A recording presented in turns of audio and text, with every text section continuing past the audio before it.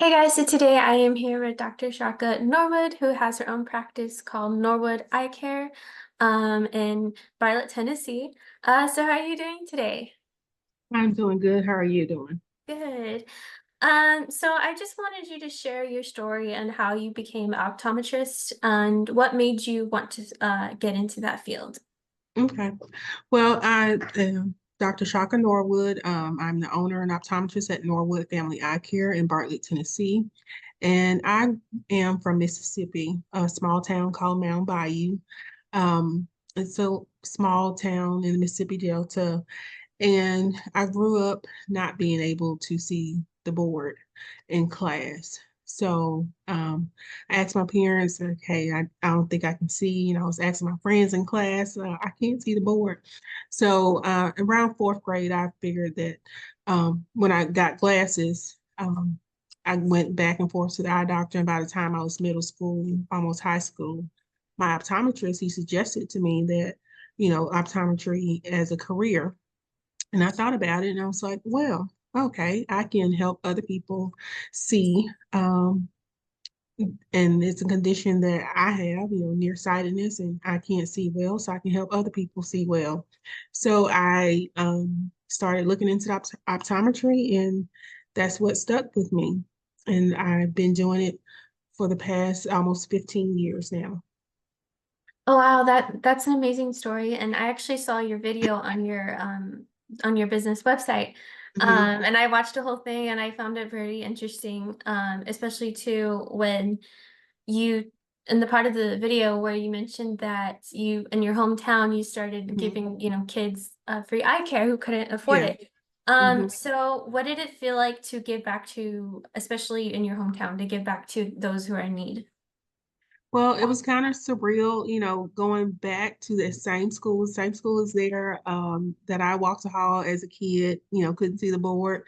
And now I'm coming into the school as an optometrist to help kids see better. So that's, that's what it's all about for me, community and giving back, and especially if I can do it in the area where I grew up in. Yeah, and then also too, you also can serve like as a mentor to those kids who maybe want to be in the same field. Yes. So that's also like a great way too. And another question I have was, especially during the pandemic, you mentioned that it was very hard, which it was hard for everyone else also too. What kind of what kind of strategies did you use to help you stay motivated and also resilient through those hard times? Well, excuse me. When the pandemic started, I was actually at a Walmart location. So my office was next to a Walmart, and I had no choice but to close my office because Walmart said I had to be closed. So during that time, I was also looking into opening up my own private practice. And so March 2020, a few days before the government shutdown, I was approved for a loan to get my own practice. And just so happened, well, things just stopped and I didn't go through with that. But I saw my colleagues, they were still working during the pandemic. They still had their private practices open. I had to sit out about 6 weeks at Walmart, and none of my other colleagues had to shut down because they were in private practice. So later that year, I told the bank, I was like, well, I want to move forward with getting my own practice. So I eventually did, and I ended up opening my private practice in March of 2021. Wow. Yeah, well, congrats to you for doing that because it Thank you. shows that you were really, like I said, really resilient and pushing forward through those hard, trying times. What kind of advice would you give to anybody who's looking to be in the optometry field? Well, I would just say, just be prepared to be more than a refractionist.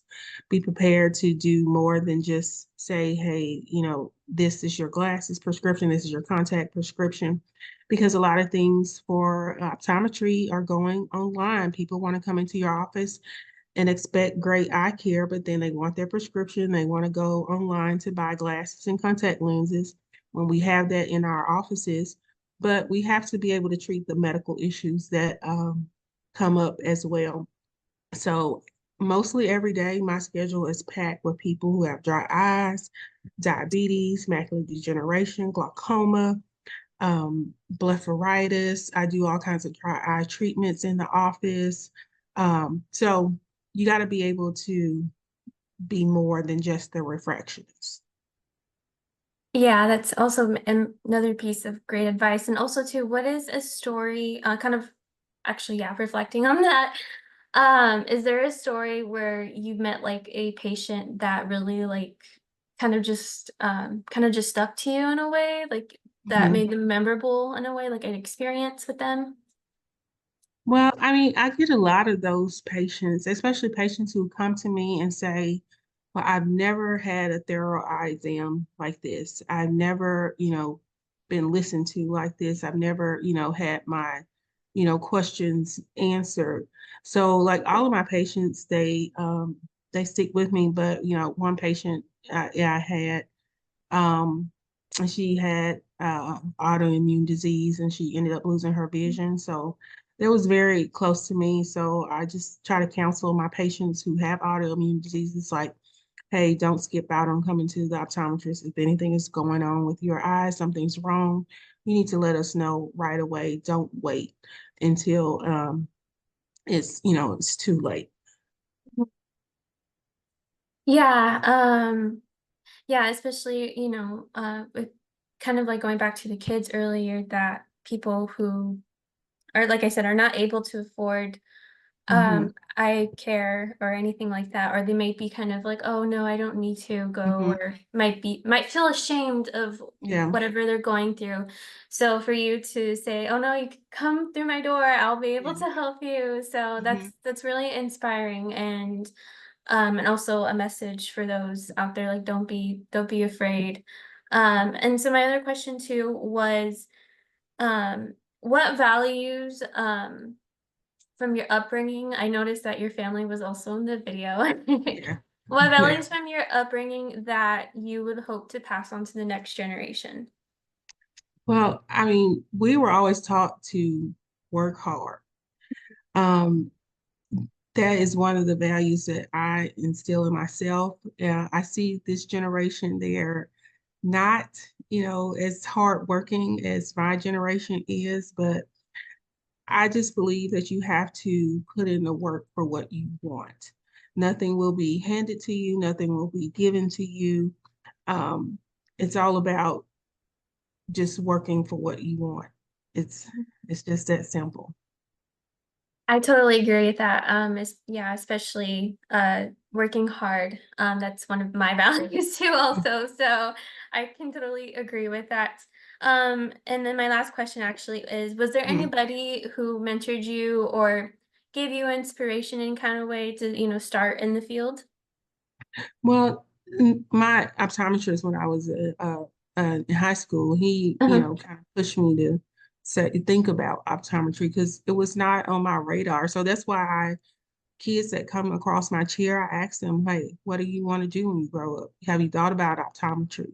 So it can be that little seed that, can change the trajectory of somebody's life because you planted a seed that optometry could be a career for them. So my optometrist, when I was younger, and I've had mentors who have mentored me in starting my business, and so I value great feedback, and I'm in a group called Ebony Eagles. It's a group of like-minded individuals who own private practices and want to practice at the top of the profession. So um, I value other optometrists' viewpoints and how to run a business.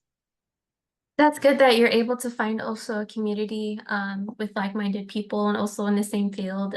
It's easier to relate and you guys could share stuff. But yeah, so yeah, that was my last question. But I wanted to thank you for taking the time today. I know you had a pretty busy day, so Yeah, it's busy day.